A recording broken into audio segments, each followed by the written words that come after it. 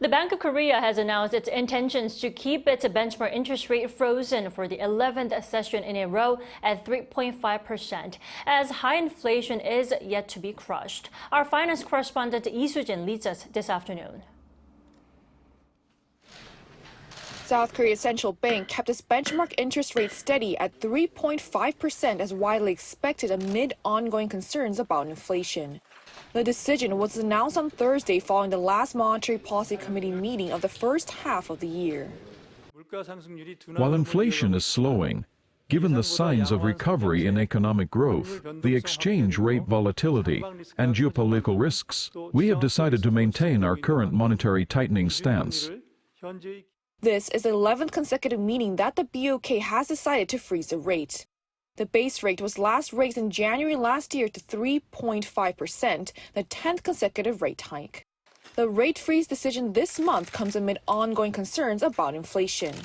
While the Consumer Price Index, a key gauge of inflation, fell below the 3% range in April for the first time since January, consumer prices saw on-year increases of 3.1% in February and March. And the 2.9% on-year growth in consumer prices in April still remains above the central bank's target of 2%. Prices for agricultural goods, livestock, and fishery products were up 10.6% on-year in April.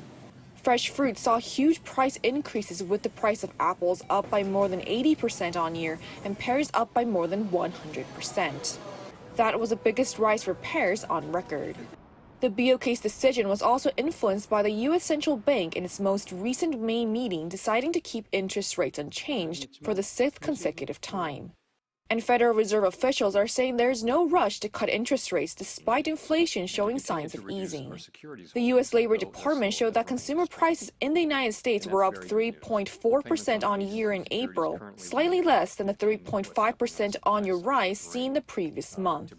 But several regional Federal Reserve Bank presidents said in separate interviews just last Thursday that more economic data is required to be confident that inflation is on course to reach the 2% target, suggesting that interest rates will remain high for longer. Given these recent commentaries, economists are not expecting to see rate cuts until the Fed's September Open Market Committee meeting at the earliest, as it's unlikely that the BOK will cut interest rates ahead of the United States, with the current interest rate gap between the two countries at its largest ever at 2 percentage points. Korea's central bank is not expected to ease its monetary policies until around October or November.